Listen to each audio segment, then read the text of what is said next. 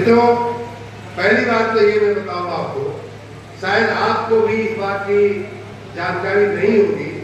माननीय जयवीर सिंह जी कह रहे थे कि मैनपुरी अपनी बदला बदला लगता है कि नहीं, तो आप लोगों को अभी कुछ उसका आभास शायद नहीं हुआ होगा। कई बार हमें जब अच्छी चीज मिल जाती है तो पीछे कितना खराब था वो हम कई बार नहीं सोचते। लेकिन मैं ठाकुर जयवीर सिंह को जो 2 साल से मंत्री के रूप में मैंने देखा है, पहली बात तो ये कि मैं उनका बहुत ही शुक्रगुजार हूँ कि मुझे बहुत ही स्नेह करते हैं, बहुत ही प्रेम करते हैं। और मैंने जो भी कहा, देखिए आपके जिले पर तो मैं बाद में आता हूँ, लेकिन हमारे मऊ जिले के लिए, हमारे आजमगढ़ जिले के लिए जो उन्होंने पर्यटन मंत्री के रूप में कर दिया है, वो आज तक 25, 30, 40 साल में किसी मंत्री ने, किसी सरकार ने नहीं किया। मैं मित्रों, आजमगढ़ के कम से कम आधी दर्जन हमारे ऐसी विरासतें हैं, मंदिर हैं, जिनका इन्होंने हमने लिख करके भेजा माननीय मंत्री जी को, भाई साहब अगर कुछ संभव हो तो जब मदद कर दीजिए, इनका कुछ जीर्णोद्धार हो जाए, सुधार हो जाए। तुरंत माननीय मंत्री जी ने किया। मऊ की आधे दर्जन से भी ज्यादा जगह ऐसी है जिसमें हमारी खुद की कुल देवी का स्थान दैया माई बोलते हैं, दैया माई के स्थान का जीर्णोद्धार लगभग 2 करोड़ रुपए का इन्होंने मंजूर किया। इतनी ऐसी लगभग पूरी श्रृंखला है मऊ जिले के ऐसे स्थानों की जहां माननीय मंत्री जी के, पर्यटन मंत्री जी की कृपा से हमारे जिलों में 2 जिलों का मुझे विशेष रूप से याद है कि उन्होंने बहुत ही अच्छा। जब ये इतने दूर के पूर्वांचल के जिले की इतनी चिंता ये कर सकते हैं, तो जहां से विधायक है या जहां से सांसद होने जा रहे हैं, जहां से आपका इतना तारतम्य जुड़ा हुआ है, वहां की ये कितनी चिंता करते होंगे, इसका अंदाजा आप लगा सकते हैं। इसलिए मैं बात कर रहा हूं। अभी ये जो वित्तीय वर्ष बीता है उसमें, और माननीय दोनों विधायक लोगों को मैं बात करूंगा, माननीय भोगांव के विधायक रामनरेश अग्निहोत्री जी भी, और माननीय आपके जो प्रत्याशी ठाकुर जयवीर सिंह जी हैं, दोनों लोग अपने अपने क्षेत्र के लिए, अपने अपने जिले के लिए इतनी लड़ाई हमसे किए, इतनी कसम कस करते कि मंत्री जी हमारा ये रह गया, मंत्री जी हमारा, अरे भोगांव में तो एक पार्क के लिए ऐसा पीछे पड़े हमारे रामनरेश अग्निहोत्री जी, कई बार हमें अपने विभाग के अधिकारियों को कहना पड़ा कि भाई कितनी बेइज्जती देवी करवाओगे, क्यों नहीं, तुम लोग कहीं न कहीं अटक जा रहा था मामला। उसी तरह से माननीय जयवीर सिंह जी, यहाँ आपके देखिए कई चीजें बाहर से दिखती नहीं है। अभी मैं बगल में बैठे हुए माननीय जो नगर पालिका की अध्यक्षा है, उनके प्रतिनिधि जिसे मैं पूछ रहा था कि भाई ये ठाकुर जयवीर सिंह ने बहुत सारे कागज हमको लिखे थे, मुझे याद है कि उनके कहने से मैंने बहुत पैसा यहाँ दिया भी, आपको कुछ याद है कि नहीं? मैं तो वो हिसाब किताब लाना जरा भूल गया। तो उन्होंने कहा कि हाँ भाई साहब, 4.25 करोड़ रुपया आपने पेयजल के लिए मंजूर किया है, एक मुफ्त लगा, और भी कई चीजें। तो ये जयवीर सिंह जी का जो काम है भाई बहनों, जो अभी आप देख रहे हैं, पेयजल की जब योजना बन करके आपके लाभ में आएगी, अभी तो कुछ ही महीने हुआ मंजूर हुए, तो ये काम करने की शैली। दूसरा अनुभव, इसके विपरीत का अनुभव मैं आपको बताता हूँ। मैं कई बार सोचता था, ये बात मैं कई बार अपने पूर्वांचल की सभाओं में भी कह चुका कि माननीय मुलायम सिंह जी बहुत लंबे समय तक मुख्यमंत्री रह चुके, 4 बार मुख्यमंत्री होने का उस परिवार को सौभाग्य मिला है। तो मैं जब तक इटावा मैनपुरी नहीं आया था, अब यहाँ मैनपुरी आने का मेरा पहला मौका है, वगैरह में कई बार आया हूँ, लेकिन मैनपुरी प्रॉपर आना मेरा नहीं हुआ था। इटावा में 1-2 बार गया हूँ, तो मैं सोचता था बड़ा विकसित हो गया होगा, बहुत अच्छा होगा, मैनपुरी और इटावा स्वर्ग बन गया होगा।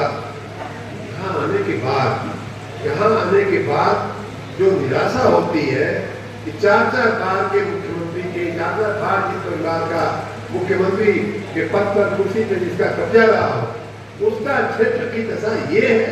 अभी मैं आते हुए स्टेशन रोड देखते हुए आ रहा था, मैंने माननीय अध्यक्षा जी को बधाई दिया कि आप नाले की सफाई करवा रही है। तो ये काम जो है विकास का काम। और यही नहीं, मैं तो आजमगढ़ का भी आपको मिसाल दे सकता हूँ, वहां भी कुछ नहीं हुआ है। आपके माननीय जी एक बार वहां से रहे, आपके छोटे माननीय जी एक बार वहां से रहे, MP रहे, वहां की हालत भी लगभग ऐसी ही है जैसी यहाँ की है, कुछ हुआ नहीं है। तो एक ऐसी परंपरा, एक ऐसा परिवार जो खाली वोट लेकर के अपनी राजनीति चमकाता है, अपने परिवार में पदों को और नौकरियों को बांटता है, एक वो परिवार है। और एक हम लोग हैं भारतीय जनता पार्टी के नेतागण, जो जनता की भावनाएं कहा भोगाव में पार्क बनाना है, उसके लिए सरकार से भिड़न करते हैं। यहाँ पेयजल की सुविधा करनी है, पेयजल की समस्या है, उसके लिए सरकार में मंत्री से, विभाग के अधिकारियों से जद्दोजहद करते हैं। ऐसी व्यवस्था आपने भारतीय जनता पार्टी की जो कार्य संस्कृति है, जो माननीय मोदी जी ने जो देश के लिए किया है, वो ऑलरेडी माननीय मोदी जी ने देश को मित्रों ऑलरेडी पहले की गति से अगर चलता, 2014 के पहले की जो गति थी, तो यहाँ जो 10 साल में पहुंचा है, मैं दावे के साथ कह सकता हूँ कि अगर उस गति से चलता तो यहाँ तक पहुंचने में जहाँ मोदी जी ने 10 साल में पहुंचा दिया, उसमें उनको 100 साल लगता। इस बात का मैं दावा कर सकता हूँ। मोदी जी की कार्यशैली को, प्रधानमंत्री जी की कार्यशैली को मैंने बहुत नजदीक से देखा है। ईश्वर की कृपा से मैंने उनके साथ काम किया है, उनके साथ उनके काम में मैंने सहयोग किया है, हाथ बटाया। इसलिए मैं जानता हूँ कि उनके लिए देश से बढ़कर कोई सेवा नहीं है, जनता से बढ़कर उनका कोई जाति नहीं। वो कहते हैं कि महिलाएं, युवा, किसान और गरीब यही हमारी जाति है। और ये लोग हैं कि जो अपने ही कुंडे को मजबूत करते रहने की फिक्र जो है हमेशा होती रहती है। अभी माननीय जयवीर सिंह जी समाजवादी पार्टी के मैनिफेस्टो की बात कर रहे थे। मैनिफेस्टो तो क्या है, वो झूठ का एक पुलिंदा है, झूठ का, कागजों का एक पुलिंदा है। लेकिन एक दो उदाहरण मैं आपको जरूर उसमें से देना चाहूंगा। ये समाजवादी लोग और तथाकथित समाजवादी लोग और इंडी गठबंधन जो है, उनको संविधान की आजकल बड़ी चिंता होगी। हो रही है हर जगह, जहां देखिए एक संविधान उनको शब्द मिल गया है। और इनका क्या संविधान था? क्या इनका संविधान ये नहीं था कि जिसकी लाठी उसकी भैंस? ये उनका संविधान था कि नहीं था? इसी संविधान के चलते उन्होंने साके जी को 2 बार हराया। इसी संविधान के चलते माननीय राम नरेश अग्निहोत्री जी बता रहे थे कि 1991 में 11,000 वोटों से हार गए। कब्जा, बूथ कैप्चरिंग, पूरी की पूरी लोकसभा का चुनाव अगर रद्द हुआ हो कहीं पे, तो शायद ये पूरे भारत में, पूरे इतिहास में शायद ये मैंने का। तो ये इनका संविधान है, जिसकी लाठी उसकी भैंस, ये इनका संविधान।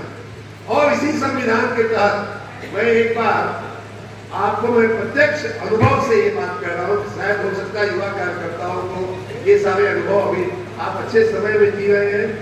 आप माननीय ठाकुर जयवीर सिंह के संरक्षण में जी रहे हैं, अग्निहोत्री जी के, साके जी के संरक्षण में जी रहे हैं, जिला अध्यक्ष जी के संरक्षण में जी रहे। तो आपको वो खराब दिन, उतने जो खराब दिन इस क्षेत्र में देखा है, शायद उसका अनुभव आपको नहीं होगा। लेकिन मैं एक बार इटावा गया, इटावा में एक दंगल का कार्यक्रम था। मुझे कुछ लोगों ने, थोड़ा मैं विस्तार से बातें करूंगा, आपको जल्दी तो नहीं है ना। इटावा गया था, एक दंगल के कार्यक्रम में किसी ने आमंत्रित कर दिया तो मैं चला गया। की आवश्यकता है जनता को, हमें अभी जो समय हमारे आपके पास है उसमें जा करके समझाने की आवश्यकता है भाइयों बहनों। दूसरा एक लिखा हुआ है उनके दस्तावेज में, जिसको घोषणा पत्र कह रहे हैं कि हम महिलाओं की सुरक्षा करेंगे, महिलाओं के लिए ये करेंगे, महिलाओं के लिए वो करेंगे। अरे वही धरती है जहां से कहा गया था कि लड़कों से तो गलती हो जाती है। ये इनका न्याय था महिलाओं के प्रति। यही पार्टी थी जिसने मायावती के ऊपर आप देख पूरे दिन एक दलित महिला नेता के ऊपर जो है वो लखनऊ जैसी राजधानी जैसी जगह पे जो है उनके ऊपर आक्रमण किया। ये वही लोग हैं। मैंने तो अब पता नहीं, आप लोग ज्यादा जानते होंगे, मैंने तो यहाँ तक सुना है, थोड़ा ज्यादा कठोर उदाहरण है लेकिन फिर भी मैं देना चाहूंगा। मैंने ये सुना है, मैंने देखा नहीं, बाकी उदाहरण मैंने खुद के अनुभव से दिए। लेकिन ऐसा मैंने सुना है, इस क्षेत्र में समाजवादी पार्टी की सरकार थी तो शादी करके डोली पे दुल्हन जाती हुई लोग अपने गुंडे जो है अपने घर ले गए हैं। ऐसे भी रावण इस क्षेत्र के लोगों ने हमको सुनाया है। सही है गलत है भगवान जाने, अगर सही है तो कितनी शर्मनाक है। ये इनका न्याय है महिलाओं के प्रति। एक और उदाहरण, एक और किस्सा मैंने सुना है। एक गुंडा जो है किसी सामान्य व्यक्ति के, महिला के परिवार के दरवाजे पे, उसकी लड़की कहीं दरवाजे पे खड़ी थी और उसको, क्षमा करिएगा मातृशक्ति यहाँ बैठी है, वो लड़की जो है उसको पसंद आ गई और जा करके उसकी इतनी हिम्मत, इतनी जुर्रत कि माँ को बुलाया अंदर से। वो कहता है कि अभी इसकी शादी मत करना, अभी हमारा इसका कुछ मामला रहेगा। ऐसे लोग, ऐसे कानून की धज्जियां उड़ाने वाले लोग, महिलाओं का अपमान करने वाले लोग, इनके जमाने में बलात्कार होने पर ताली बजाने वाले लोग कहते हैं कि हम महिलाओं की सुरक्षा करेंगे। अरे आप क्या सुरक्षा करोगे, आप क्या पढ़ाओगे भाई? जब आदमी की इज्जत आबरू रहेगी तब कोई पढ़ेगा लिखेगा और आगे बढ़ेगा। इन लोगों के चक्कर में मित्रों जनता को नहीं आने देना है। और जनता ने मन बना लिया है कि इनके चक्कर में, यहाँ मैं आज पश्चिम से मैं यहाँ खड़ा हूँ, मैं पूर्वांचल का रहने वाला हूँ, वो आजमगढ़ की धरती को भी मैं अच्छे से जानता हूँ, देख रहा हूँ। पूर्वांचल हो चाहे पश्चिमांचल हो, पश्चिम का क्षेत्र हो, पूरे उत्तर प्रदेश में 80 की 80 सीटों पे मन बना लिया है कि अब की बार 400 पार हमें मोदी जी को कराना है। फिर एक बार मोदी सरकार ला करके हमें बना ली। लेकिन उसमें माहौल, जैसा कि सभी हमारे वरिष्ठ नेताओं ने बात कही, माहौल एकदम अपने पक्ष में है। लोग इनको पहचान चुके हैं, लोग इनकी नीतियों को पहचान चुके हैं, लोग इनके कार्यकलापों को पहचान चुके हैं। जब ये सत्ता में होते हैं तो इनको कुछ भी याद नहीं आता, महिलाओं के प्रति न्याय नहीं याद आता, पानी बिजली सड़क याद नहीं आता। जब विपक्ष में आ गए तो घोषणा पत्र में कागज में लिख करके सबको वादा कर रहे हैं। एक और वादा, इतना हास्यास्पद वादा है, इनको मालूम भी नहीं है कि हमने उत्तर प्रदेश सरकार में, माननीय योगी जी की सरकार में किसानों की बिजली ऑलरेडी माफ कर दिया है कि नहीं कर दिया है। इनके घोषणा पत्र में आप लोग पढ़ लीजिएगा पत्रकार में, तो ये भी लिखा हुआ है कि हम आएंगे तो किसानों की बिजली माफ करेंगे। तुम क्या करोगे? हम तो ऑलरेडी माफ कर चुके हैं। तो ये इस तरह से जनता को बरगलाने का, जनता को भ्रम में डालने का, जनता को की मासूमियत का उपयोग करते हुए राजनीतिक लाभ उठाने की इनकी हमेशा की फितरत रही है, आदत रही है। उसमें इनको सफल होने नहीं देना। जैसा कि यहाँ कहा गया, आपने किले का एक बहुत महत्वपूर्ण दरवाजा ऑलरेडी ढा दिया है मैनपुरी भुगाओं को जिता करके। अब पूरी लोकसभा, पूरे लोकसभा क्षेत्र में का जो किला बचा है उसको भी आपकी ताकत से ढाना है, गिरा देना है और नामो निशान खत्म हो जाए। सपा मुक्त उत्तर प्रदेश कर देना है, जैसे कांग्रेस मुक्त भारत माननीय मोदी जी कर रहे हैं। उसी तरह से इन अन्यायी पार्टियों से अपने प्रदेश को मुक्त कराने का काम करना है भाइयों बहनों, और उसमें आपकी बहुत बड़ी भूमिका है। देखिए, अगर 11,000 वोट से मात्र 1991 में माननीय रामनिवास अग्निहोत्री जी हारे थे, तो सिंपल बहुत साधारण सी गणित है कि अगर हम 2% वोट अपना बढ़ा देते तो क्या वो जीत नहीं जाते? 2% से भी शायद कम अगर वोट बढ़ जाता तो माननीय रामनिवास अग्निहोत्री जी 1991 में, तो जो हमारे पक्ष का है, जो हमारे वोटर हैं, जो माननीय मोदी जी की नीतियों में, जो उनके क्रियाकलापों में, जो उनके कार्यों से प्रभावित है, भारतीय जनता पार्टी की नीतियों से जो लोग प्रभावित हैं, उनको किसी तरह से घर से निकाल करके पोलिंग स्टेशन तक ले आना और उनसे वोट करवाना, ये आपका सबसे बड़ा है। और उसके पहले मित्रों, हमारे पास 20-25 दिन जो है, देखिए आप वैसे तो माननीय जयवीर सिंह जी बहुत ही यहाँ के लोकप्रिय नेता, यही के नहीं बल्कि पूरे उत्तर प्रदेश के लोकप्रिय नेता है। जन जन उनको जानता होगा, गांव-गांव में उनके चाहने वाले लोग होंगे। लेकिन फिर भी मैं हर जगह ये बात करता हूँ, आज यहाँ भी आप लोगों को ये बात करना चाहूंगा, फिर भी किसी भी व्यक्ति के लिए संभव नहीं है कि 20-25 दिन में सारी लोकसभा के एक-एक घर में जाकर के एक-एक व्यक्ति का हाथ जोड़ सके। तो इसलिए आपको उनका एम्बेसडर बन के, और आप एक-एक व्यक्ति, एक-एक पन्ना प्रमुख, एक-एक शक्ति केंद्र का हमारा जो संयोजक है, वो अपने साथ और 10 व्यक्तियों की टोली को जोड़े, 20 व्यक्तियों की टोली बनावे, वो लोग जा करके इनका प्रतिनिधि बन करके हमारे यहाँ मंच का, आपका पार्टी का प्रतिनिधि बन करके, मोदी जी का प्रतिनिधि बन करके, लोगों से हाथ जोड़ करके, माता जी, बहन जी, चाची जी, बुआ जी, आप वोटिंग के दिन जो है कहीं जाइएगा मत। नहीं तो कई लोग क्या होता है, बड़ा अच्छा है, पूरा 1 महीना ये सब पहन के घूमेंगे और वोट के दिन चले जाएंगे ससुराल करने। तो हमें ससुराल करने का कोई इलाज नहीं है। वोटिंग यहाँ हो रही है, चले गए ससुराल जहाँ वोटिंग नहीं हो रही है। तो ऐसे लोग मासूमियत में कर जाते हैं। इनको सभी को सावधान करना, पन्ना प्रमुखों को, एक एक व्यक्ति जो पन्ने पे है, एक वोटर जो पन्ने पे है, उनका हिसाब किताब ले लेना, सबका टेलीफोन नंबर ले लेना कि उस दिन अगर कोई व्यक्ति आपके बस्ते पर नहीं आया, वोट देने नहीं आया, तो उसको फोन करके आप कह सके भैया, चाचा, काका, आप अभी तक वोट आपका 4 बज गया, आपको वोट नहीं पड़ा। ये सारा काम जो है बूथ प्रबंधन का जो मित्रों काम है, यही आज की इस सम्मेलन का आशय था। थोड़ा जन जागृति के लिए जो लाभार्थी संपर्क है, जिन लोगों को लाभ मिला है, मैंने बताया ना कि हजारों नहीं लाखों की संख्या में ऐसे लोग होंगे इसी लोकसभा क्षेत्र में जिनको कोई न कोई लाभ, फ्री राशन का लाभ मिला होगा, प्रधानमंत्री आवास का लाभ मिला होगा, शौचालय का लाभ मिला होगा, रसोई की गैस का लाभ मिला होगा, आयुष्मान कार्ड का, आयुष्मान भाव का, मरीजों की दवाई का उनको लाभ मिला। ऐसे कोई न कोई लाभार्थी जो है आपसे मिलेंगे, उनको भी याद कराइए कि आप अपने भी वोट जरूर दीजिए और अपने साथ 2-4 लोगों को और प्रेरित भी करिए। ये सब काम जो है आपके जिम्मे है। तो अब देखिए, मोदी जी ने काम अपना कर दिया, 10 साल में उन्होंने काम किया है, उसके बल पे हमको वोट मांगने जाना है। योगी जी ने काम कर दिया, जो इन्होंने योगी जी का बाकी तमाम हजारों काम गिनाए जा सकते हैं, लेकिन अगर एक ही जनता को अगर बतावे तो भी जनता बहुत प्रभावित हो जाएगी।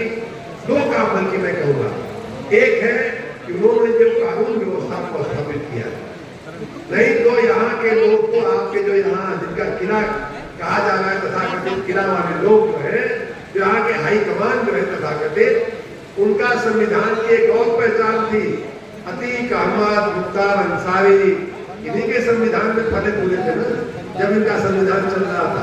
ये नहीं उनका संविधान। तो ऐसे लोगों से मुक्ति दिलाने का काम माननीय योगी जी ने किया है। यही मात्र एक काम भी अगर जनता को आप याद कराएंगे तो जनता बहुत प्रभावित हो जाएगी। दूसरा बड़ा काम, राशन मकान अगर भूल भी जाए कोई, दूसरा बड़ा काम भगवान राम का, अयोध्या का कितना दिव्य धाम बनाया, भगवान राम की प्राण प्रतिष्ठा किया, राम को लाए।